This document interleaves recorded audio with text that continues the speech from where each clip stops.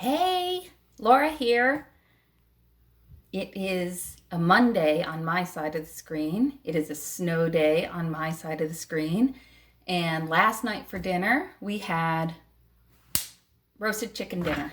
And so today, I'm going to make a chicken stock from the carcass of the chicken.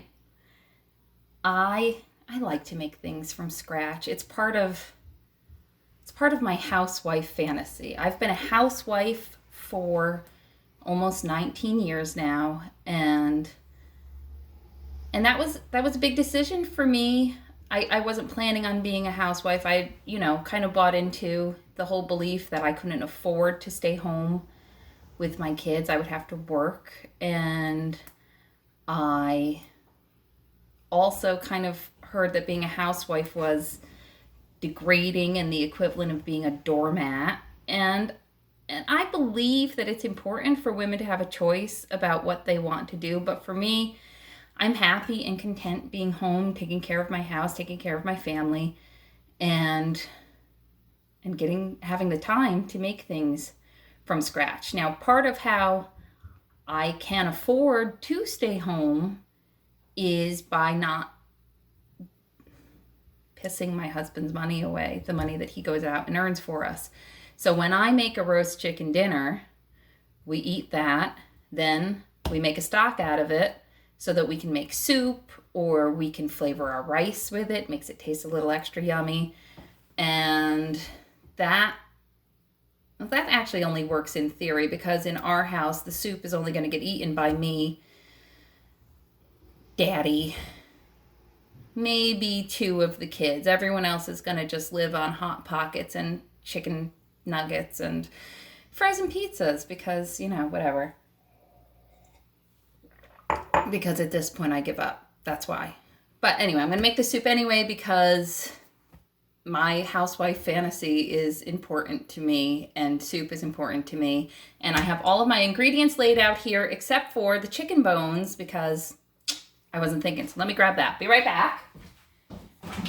They are right here in the fridge. Oh, they are stuck in the fridge. Okay, they are out of the fridge. Beautiful. So, how I go about this. I worked in a restaurant. I worked in a lot of restaurants before I became a housewife. And hating working in restaurants wasn't why I became a housewife. I became a housewife because my first son, Enzo, I'm peeling a carrot here while I talk to you. My first son, Enzo, I don't know why I had it in my head that at like 3 months he was going to be an adult and perfectly ready to, care for himself or be dropped off in a daycare or whatever. But at 3 months old, he would barely even let other people look at him, let alone hold him.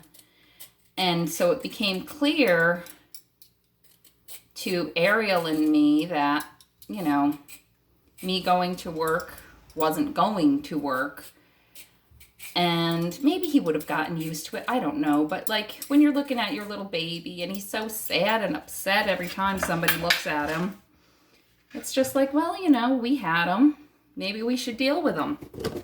Okay, I'm putting my carrot scraps in my compost bin. And my compost bin is going to become my chicken food when I get the nuts to go outside in the cold and feed them. It'll happen. I don't know. Everybody always talks about like farm work and you got to get up early and you got to feed the chickens. And I think sometimes people make things harder than it needs to be. That or my chickens have just gotten used to having me taking care of them because they don't care when I go out there and feed them. They're fine. They don't care. My chickens are 3 now. 3 years old, I think.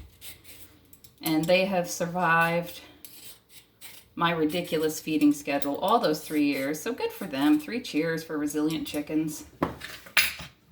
Not being fussy. Okay, so I've got 2 carrots here. I have celery, two sticks. I have an onion. And I used to put potatoes in my stock until I read that when you mix potatoes and beans, it makes you extra extra gassy than just a regular bean, and we live in a small house with a big family, and extra gas isn't something we can afford. So in case I want to take my stock and make a chicken or a bean-based soup with it, I don't bother putting potatoes in my stock anymore. So I'm chopping up my celery here. Chop, chop, chop. Because it's stock, you know, I could probably just throw the whole thing in, but I'm making little pieces, mostly out of habit. Now something, when I stopped adding, I'm going to chop my carrots too. When I stopped adding potatoes, I started adding ginger root, because ginger root, I even use powdered ginger. Ginger root just makes a nice little flavor.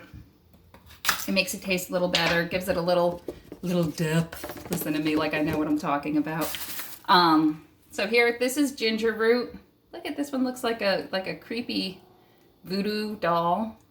So we're gonna, what are we gonna break off? Its head, legs, its little nubby arm, its big arm. I'm going for a leg. Ah, there we go. Oh, sorry. I hope no one was attached to that. I am pulling off the skin on my ginger root with my vegetable peeler. My vegetable peeler also doubles as one of my son Basil's favorite weapon toys, and I'm always finding my vegetable peeler like in toy boxes, behind the couch, wherever he's been fighting with his stuffed animals or his brothers and sisters. I don't know. It's a little disturbing, but I spent so much of my first son's childhood so worried about how he would grow up from all the little weird little monster obsessions he had and whatever. And, you know, he got into one potential fist fight. He came home from our local fair one day saying, "Hey, Mom, you know how I think I'm funny? Well, apparently not everyone does, because I just got myself punched in the face." And that's a family trait, you know, thinking you're funnier than other people think you are. It's fine. It's not the worst, most crushing disability a person can have, but it does occasionally get you punched. And I'm proud to say that although he was furiously angry after he got himself punched, he just walked away. He came home, he walked away. He, you know, said a lot of curse words, which we encourage in this household, and he got over it. And he doesn't have that on his hands, that he hit somebody, that he caused somebody else physical pain. So good for him. Onion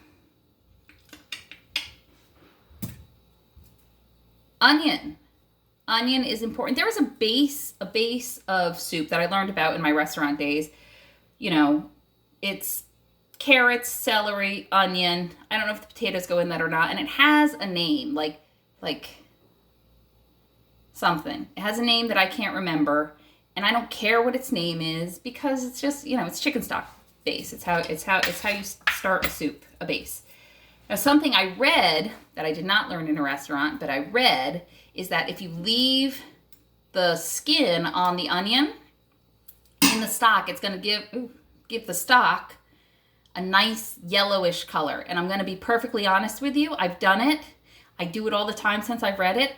I don't think it helps the color at all, but because I read it, I do it, and I'm going to tell you to do it too. I'm passing on this lie myth, because it doesn't hurt the stock. But, so I'm just going to cut this up. I'm going to make big chunks out of it, because who wants to cut an onion? Ugh. And because it's just stock, it's not our pretty soup, it doesn't matter. Now this is turmeric. I think that's how it's pronounced. I don't know. Ariel said it the other day. He said it completely different. Maybe you say it completely different too. And if you do, post a little video of yourself saying it, and especially if you believe it's right, down in the comment section, and then I can decide if I want to switch the way I say it. Anyway, this stuff is supposed to be really great for if you have like cold symptoms. It's supposed to be a nice anti-inflammatory thing. I like it because it helps with the nasty gray color much better than onion peels.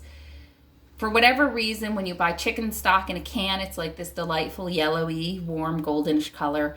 And when I make it, it looks like zombie puke. It's not very pretty. But this I've been adding it for years now, and maybe 2 years. And it helps with that ugly zombie flesh color. It makes it look beautiful. So I've got everybody chopped up here, and we are going to put some. I'm going to turn my stove on to maybe medium low. I don't know. It's an electric stove. It's got a mind of its own. We're going to put some oil in the bottom of the pan, the stock pot. This is my stock pot. Look at this guy. This guy has been with me for all of the 20 years I have referred to myself as Mrs. Jones. This is my pot. This guy's my baby.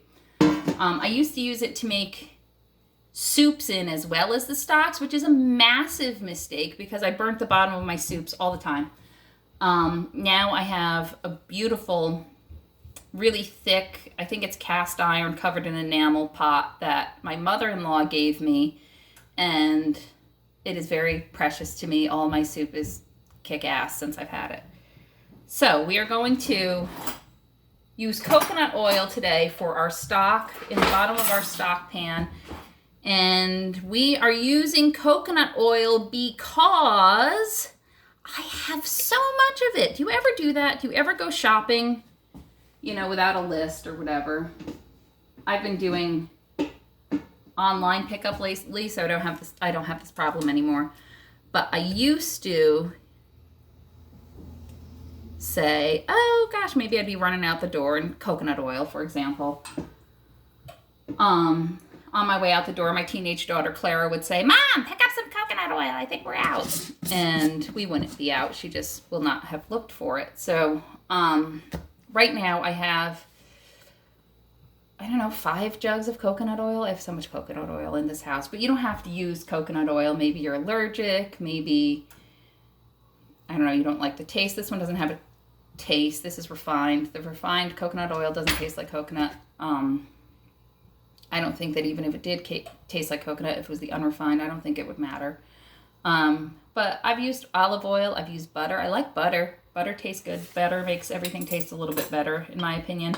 But, I have a niece who's allergic to dairy, so she can't have the butter. You could use margarine. Actually, from having that niece, I learned that not all margarines are dairy-free. You've got to check the packaging on that one. Kill somebody. So that's already melted. Oh, and the stove is steaming. Good. All right, we're just going to dump all of our, oh, look at our chunky little vegetables. Look at them. All right, they're going straight in there. We're going to cook them for a while.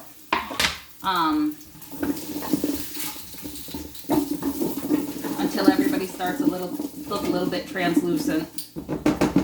Translucent? Yeah. Okay.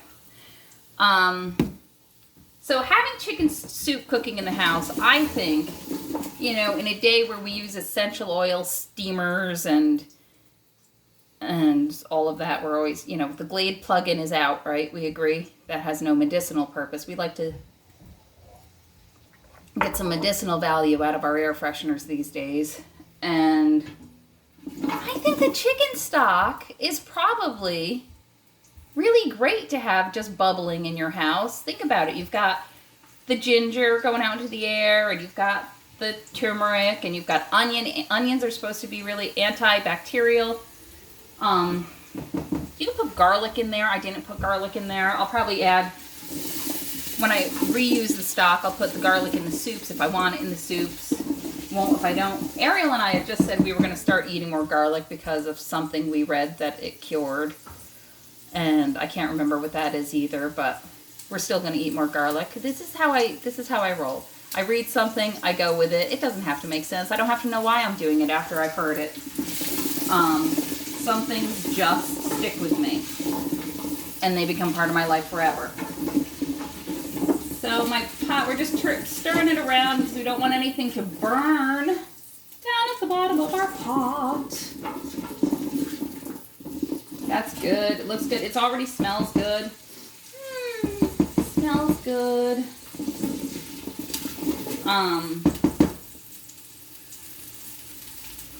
Yeah, you hear that sizzling? Sexy.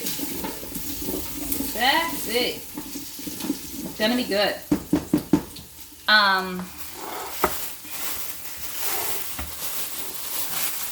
I cleaned the meat, all the meat that I could get off of our carcass last night. Sometimes I don't. Sometimes I put the whatever meat's left on the bones, I just put it in the boiling pot in the water, and then when I'm all done making it, I dump it out into a strainer. The meat becomes like so easy to get off the bone after that I just do that. I'm lazy. Have I mentioned that before? I'm lazy. I don't like to work very hard. So if I find a step that's going to make things a little easier, I'm running with it. I'm not running with it. I'm not running ever. I'm walking very slowly with it and enjoying it at my own slow pace. All right, that's good enough. That's good enough. So we're gonna slide. Don't look, it's so ugly. I'm gonna slide our little chicken bones in there.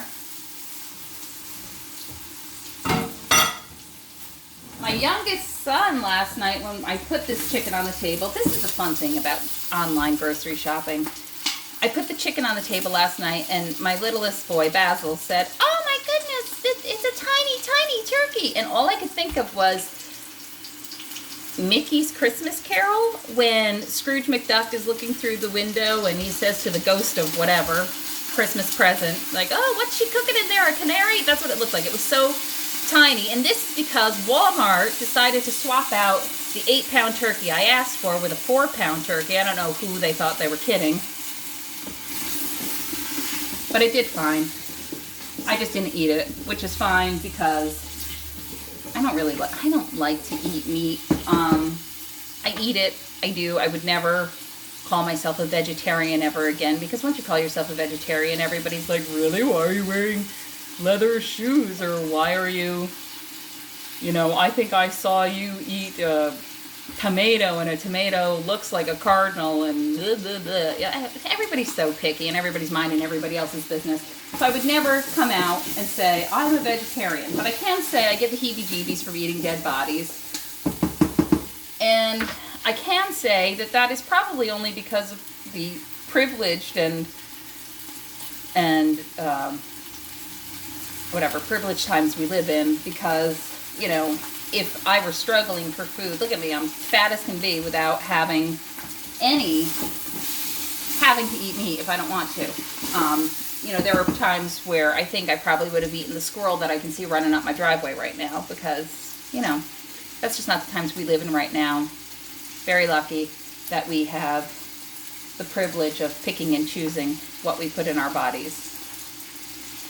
So I am going to add water to the pot. I'm not going to bother measuring it because it doesn't matter.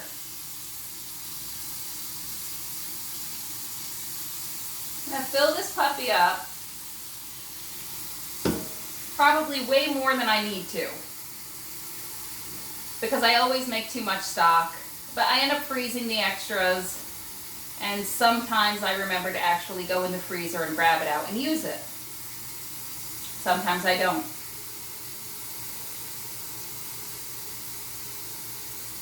All right. I'm just waiting until the pot's about 3/4 of the way full. That is a lot of stock, Laura. That's okay. It's okay. I'll use it. I will use it.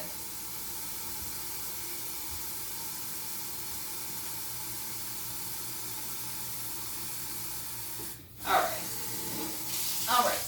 Stop. Now to this water, now I'm going to add the turmeric, or however you want to say it. Don't forget to tell me. Tell me I'm wrong. Or tell me Ariel's wrong, which I enjoy infinitely better. Okay. I didn't measure it because, again, it doesn't matter. This is all, I'm putting in some black pepper. This is all just going to be the base of future soups. We're not actually like eating this out of the pot. This is just going into, once it's been boiled down for a few hours, this is just going into other soups. We're going to add salt. And today I am adding this fancy pants salt that my husband bought. He threw out his back recently. We're in our 40s now. We are in our 40s now. And, which is unbelievable because we were 15 and 17 on our very first date. And so it feels so weird. Back then, 40-year-old people were very young, and we are very old to us when we were very young. And we didn't know we were very young. And so we, it's very strange to be old people and not feel old. We just feel like us, except for Ariel throws his back out every once in a while. The last time he threw his back out, he was reaching for Basil, was running away from him, and he just reached out and poof, that was it. He was down for the count. It was bad.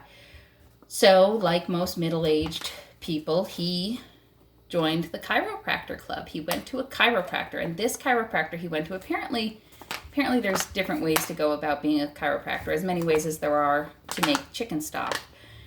You could be a chiropractor, and his chiropractor did not think that him throwing his back out was simply because he is in his 40s and all of his friends in their 40s are throwing their backs out, and he works construction and is abusive to his poor little body. His chiropractor believed that he threw his back out because his whole body is out of whack, because when he was 7, he got thrown off of a seesaw. And to help him with this, she, used some sort of machine to pop his spine into place. And then she waved a wand with red flashing lights over him. And she advised him to eat this fancy, expensive salt that she sold him. And she sold him. That was hard to say. So